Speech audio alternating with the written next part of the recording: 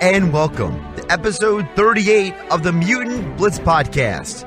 I'm your host, Josh Hennig. On this edition of the podcast, we're going to get into the significance of Mike Trout's new contract, what it means for him and baseball moving forward, plus some insight into the latest Avengers Endgame trailer.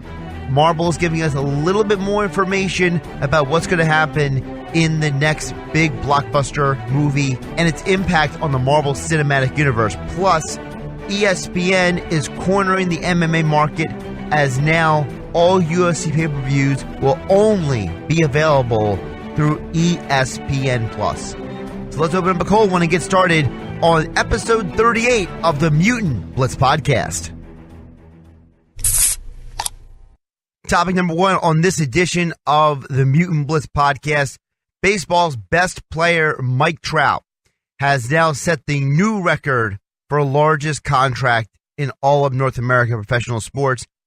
It is 12 years, $426.5 million, a contract that will keep him a member of the Angels through the 2030 season. And remember, it was just a few weeks ago that Bryce Harper signed his $330 million deal. So Mike Trout is going to get almost $100 million more than Bryce Harper got from the Phillies.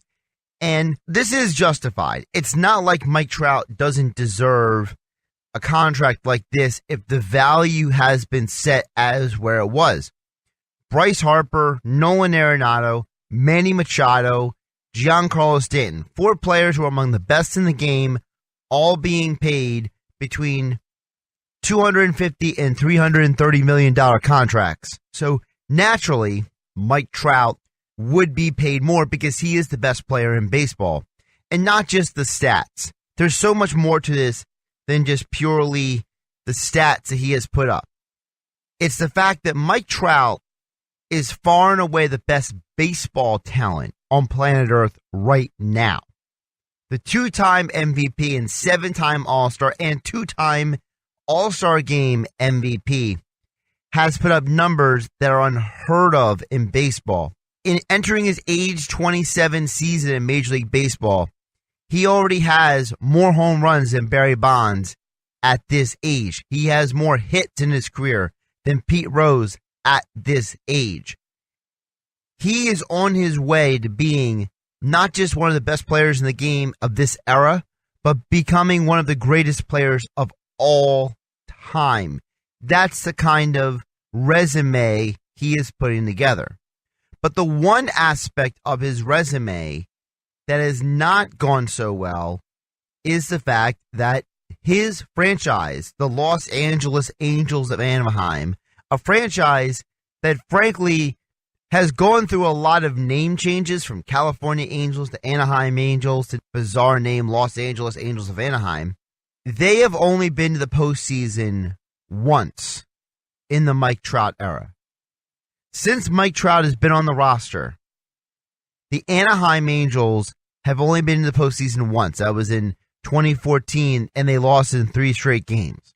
So despite having the best player in all of baseball, the Los Angeles Angels cannot make the playoffs and have any success with him on the field. In fact, it's a franchise that has averaged about 80 wins per season with Mike Trout in the lineup. See, baseball is much different than the other sports. If you have the best player on the planet in basketball, whether it's LeBron James or Anthony Davis or Kevin Durant, the expectation is that you are going to be a playoff contender. In hockey, if you have the best goaltender or the best scorer, the expectation is you are going to be a contender, whether that's Sidney Crosby, Alex Ovechkin, Austin Matthews. Even in football, if you have the best quarterback, Tom Brady, Aaron Rodgers, the expectation is you should be a playoff contender. Well, Mike Trout, baseball is the one sport where you can be the best player and your team can be absolutely horrible. And he's not the first player this has happened to. Remember Andre Dawson with the Cubs back in the 80s, Barry Bonds with the Giants at different points in time when they were not a competitive baseball team. You can be a great player and not be on a good baseball team. And it's really a shame that we are at this point with Mike Trout, because Mike Trout made a decision that's going to change his entire life. He has signed for money that most people couldn't imagine even having. He has made that money playing the game that he loves. And you don't judge the guy for making that decision. If he is worth that money and more potential in the free agent market, he should take that money. He should sign that deal. And he's a loyal guy. He feels the Angels have been loyal to him from the very beginning. They drafted him when other teams didn't want him. They took care of him early in his career financially when other teams would consider that taboo. Mike Trout is a guy who has given his all to the organization, and the organization has shown their loyalty to him as well. But where the organization has come short, and what's going to be the cloud over Mike Trout's career will still be the fact that this is a franchise that has been in first place one time. Once. They've won their division once in the last 9 seasons. With Mike Trout on the field, many times they have not even been close to the postseason.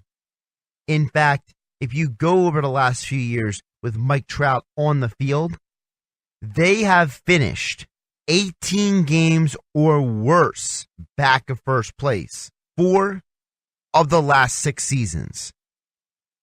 That's embarrassing. That's absolutely atrocious. The Angels have spent all this money on guys like Albert Pujols and Josh Hamilton and C.J. Wilson. They bring in Shohei Ohtani. They're willing to spend. They're willing to put their quote-unquote money where their mouth is, but they haven't been successful. A franchise that during the 2000s, before we hit 2010, had a lot of success. From 2002 to 2009, the Angels were in the playoffs 6 times during that stretch. Since winning the World Series, they reached the ALCS twice over that span. Since then, they can't even make it out of the first round of the playoffs the one time they've made it with Mike Trout. This is a franchise that, despite a short term of success, historically, they've had very limited success. Before winning the World Series in 2002, the Anaheim Angels went 15 years without even making the postseason. That's right, from 1986 to 2002, they didn't even make the playoffs. This is also a franchise when they had one of the best pitchers in baseball, Nolan Ryan, but they only played the playoffs once with him in his entire time there, his final season before he left for one of the biggest contracts in baseball with the Houston Astros. The Angels have a history of squandering some of their best players' years, whether it was Ryan, whether it was a guy like Tim Salmon who spent all those years playing for the Angels and they couldn't even get to the playoffs for such a long period of time. The Angels franchise does not have a great history of winning. And it's a shame that they're the ones that Mike Trout had to commit the next 12 years to. Not because I think Mike Trout made the bad decision. I don't think Mike Trout is wrong.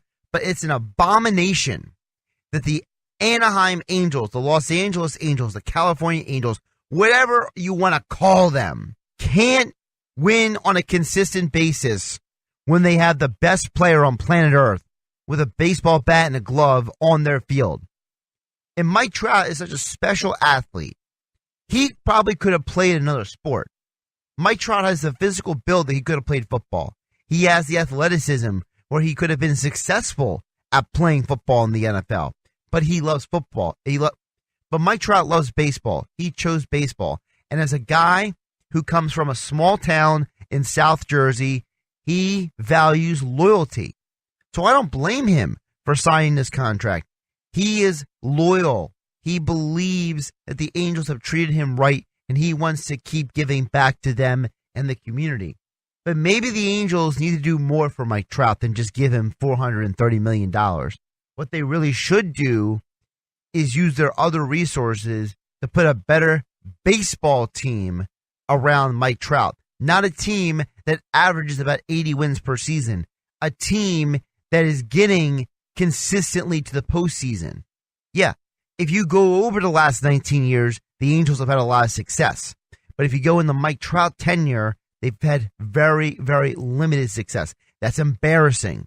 The Angels should be ashamed of themselves that they have only had a limited amount of success. Hopefully, for Mike Trout's sake, this contract will signify more than just money for him, that maybe the Angels will actually start building a better baseball team around the best player in the game instead of just handing him money and saying, well, I hope you like getting paid money because we're not going to win for you anytime soon. The Anaheim Angels, as an organization, should be ashamed of themselves that literally the only thing they can get right is Mike Trout. Apparently, they can get almost nothing else right if you make the playoffs that few times with the best player on planet Earth in your outfield, getting MVPs, putting up gaudy numbers. The dude has a chance to go down as one of the greatest baseball players of all time, and you can't win with him. That is embarrassing and shameful. Topic number 2 on episode 38 of the Mutant Blitz Podcast. The latest Avengers Endgame trailer hit basically going into last weekend, and there's been a lot of speculation as a result. Marvel giving us a little more information, a little more insight, and with the release of Captain Marvel, the movie, which we reviewed last episode of the podcast, I think it's become more and more clear that Marvel is allowing Endgame, not just in title, but in reality, to be the final chapter of an entire story. And they're using Endgame not just to transition to the next stage of the Marvel Cinematic Universe, but they're also using Endgame to give us some finality and some clarity and some closure with a lot of the characters that we have really learned, that we have really grown with and we've observed over the last 10 years. When Robert Downey Jr. became Iron Man, when Steve Rogers was showcased as Captain America, Chris Hemsworth debuted as Thor on the big screen, we were introduced to a version of these characters that I think only lived in our imaginations as comic book readers. And anybody, even if you didn't read comics, there was a part of you that looked at those characters and you said, wouldn't it be great if? Well, the Marvel Cinematic Universe answered a lot of those what if questions in a way that was substantive and you could wrap your head around. And now, 10 years later, how are these characters going to handle losing? That's something that Kevin Feige and other people who run Marvel Entertainment brought up, and that is they always ask the question, what would happen if the Avengers lost? Well, Endgame is going to be the answer to that question. And the trailer and all this information that's come out about the movie in recent weeks only confirms my original theory.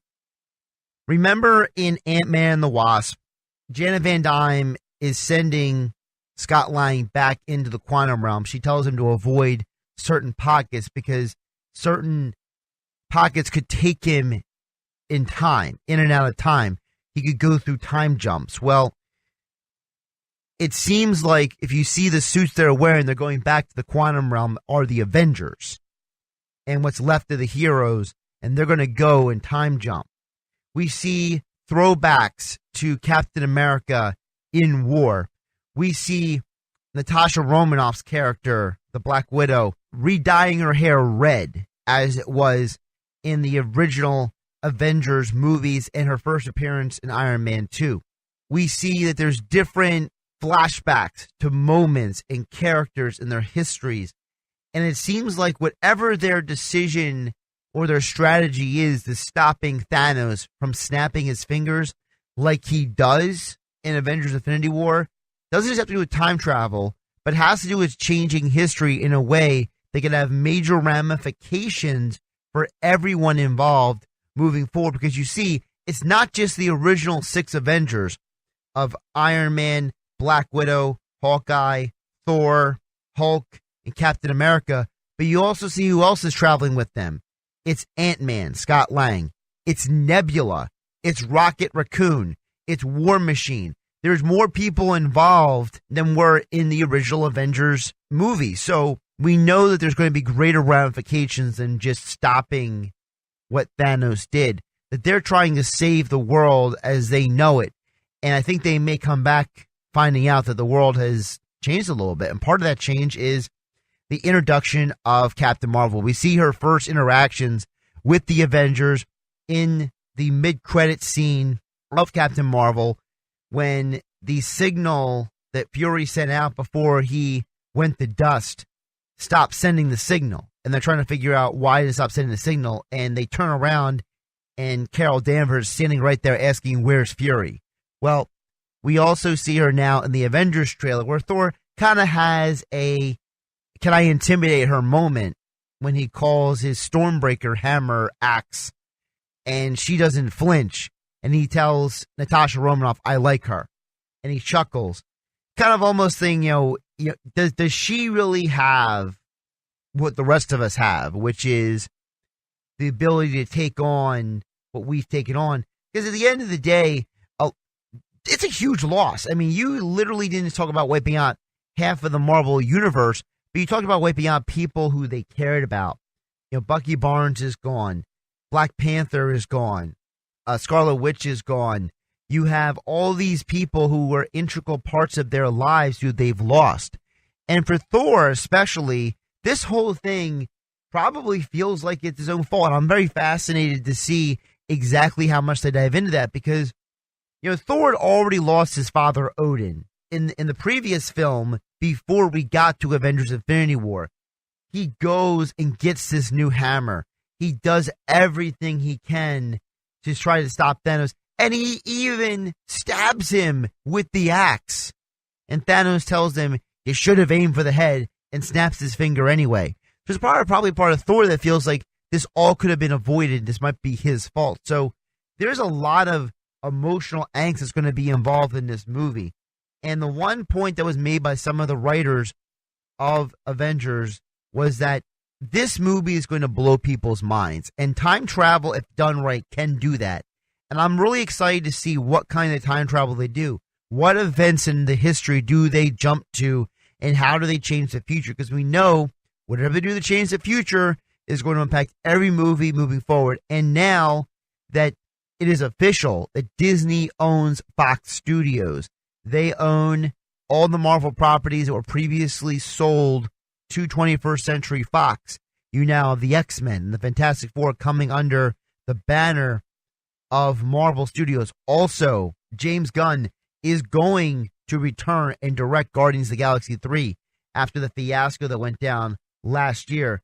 We are now seeing that Marvel has a specific plan in place, and it looks like that we will not start seeing those Avengers meeting X-Men and those X-Men and Fantastic Four storylines until we get to 2022. But in the meantime, I think what you're going to see is in the aftermath of Endgame, the main people moving forward are going to be Captain Marvel, it's going to be Black Panther, it's going to be Spider-Man, it's going to be Doctor Strange. And I have a sense that the main people that are going to be, shall I call it, retired, are Chris Evans, Captain America, and Robert Downey Jr.'s Iron Man. I'm not 100% convinced that Thor is going to be killed or wiped out, that maybe they'll move him into just a more of a minor role type super character, only shows up for certain movies. Or what they might do is they may kind of give him a nice send-off. I think we're going to still see Ant-Man moving forward, especially with the time travel segment and the fact that there was some unresolved aspects of the Ant-Man Wasp movie that still have to be touched on. I think also you're going to see some changes to the Marvel history as well, because when you involve time travel, it's been touched on in comics, it's been touched on in television shows and movies and different places. The fact that any change you make to the timeline has a ripple effect somewhere else. So, like, for example, anyone who's watched the Flash TV show, when he goes back in time, stops his mother from being killed, comes back into the future, it changed time one way. When he goes back and tries to reset history, he makes minor changes along the way. One of them being there's a gender change for John Diggle's child. In one history storyline, it was a girl. In another timeline, it's a boy. There can be major ripple effects now for Marvel And they can literally do anything they want moving forward. They can explain away anything. They can rationalize anything. They can bring back any character. They can kill off any character just by these ripple effects. So don't be surprised if literally it turns into almost a rewrite to allow them to do different things moving forward in the Marvel Cinematic Universe. I'm excited to see it again. End of April, Avengers Endgame. And I still believe in my theory about time travel. I think there's still going to be time travel, and we're probably going to see the swan song for Chris Evans and Robert Downey Jr., if not a couple other characters in the Marvel Cinematic Universe. Topic number 3 on episode 38 of the Mutant Blitz Podcast. ESPN is cornering the MMA market. That's right. ESPN has made 2 major deals in the last month and a half that are going to change everything we know about mixed martial arts and its distribution and its recognition and its place in the grand world of sports. Here's what I mean by that. It was announced that UFC has not just reworked their contract with ESPN to extend it from 5 years to 7 years, but now ESPN Plus, which is ESPN's digital platform where you can watch exclusive games and events, is now going to be your exclusive place to order UFC pay-per-view cards, which means that if you want to see any UFC major event now, it is on ESPN Plus. You cannot go through your Xfinity on demand. You can't order it through your Dish Network. No, you have to have ESPN Plus if you want to watch and order a UFC pay-per-view event. ESPN also, a few weeks before that, agreed to a 2-year broadcast contract with PFL, Professional Fighters League. So now ESPN is the exclusive broadcaster of not one, but 2 of the biggest MMA organizations on earth. And ESPN is saying, look, there is a fan base, there's a viewership that wants to see these fighters, these events, this style of sports programming. And it's been proven. ESPN, with their UFC events, have set UFC records for viewership. Some of the best viewership they've had on linear broadcast television in years. Also, they're grabbing Professional Fighters League, who had much better than expected television ratings last season on NBC Sports Network. And think about it. NBC Sports Network is not in as many houses as ESPN, ESPN2. So now you can increase that viewership. Also, you're giving it a brand new platform to all these athletes who have never had this kind of exposure. This is a game changer for the sports world because ESPN has reinvested themselves into the sports world after John Skipper was forced out of ESPN. And now under new leadership, they are focusing heavier and heavier on sports and less on other things.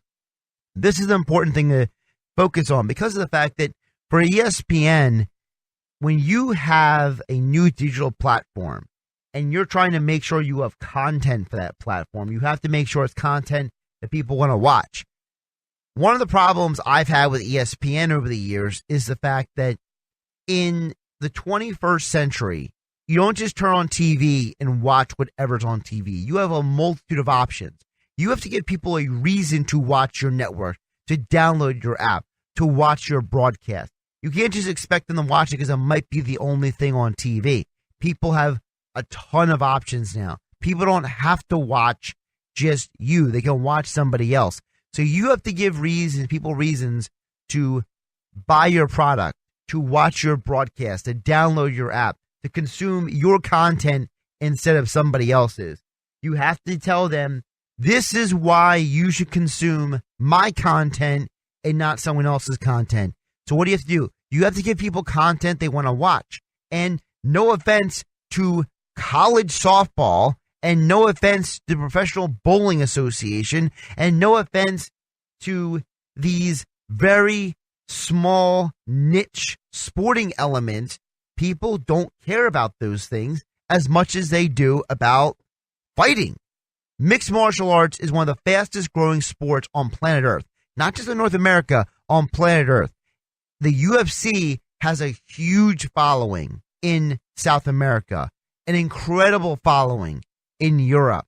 Mixed martial arts has exploded in areas of Europe and South America and Asia, as well as North America, in ways I think a lot of people didn't expect. And with the growth of the UFC financially showing that they're $1 billion business, Professional Fighters League showing that they are more than capable of being not just a good MMA organization, but an MMA organization that puts on fights that people want to watch. And they're not doing it in a way to compete with the UFC. Professional Fighters League is saying, look, we're not trying to be the UFC. We're trying to be our own different organization. That's why it's a league. That's why it's different than what the UFC is doing with martial arts. So they're not really competing against each other for ratings or fighters. PFL isn't trying to go head to head with the UFC like boxing is trying to go on with UFC, or organizations like Bellator has tried to establish themselves as the counter to UFC. Well, while Bellator is struggling financially, you have an organization like PFL that is thriving, an organization that is giving you fights you want to see. And now with the ESPN name on their marquee, it makes them even bigger than they were. And now with the UFC putting their pay-per-view events on ESPN Plus, it makes ESPN an even more important property to have. And in a world where people are cutting the cord, people are getting rid of their cable and satellite providers, they need to get their content somewhere else. And for the UFC, they're saying, you don't have to go anywhere except for ESPN Plus. This was a smart move by the UFC and an even better move by ESPN to get a hold of the top two MMA organizations in North America for their content. Because if you're going to have mixed martial arts content, why not have the best? One of the problems with ESPN years ago is that when they tried to go for different sports and different ideas, they weren't always giving you the best content. Again, Professional Bowling Association and women's college softball is not something that the general population, the casual sports fan, wants to watch. Just because your alma mater is on TV doesn't mean you want to watch them. You may check your ESPN app or check a website to see what the score is, but you're not going to sit down and watch a lot of this stuff.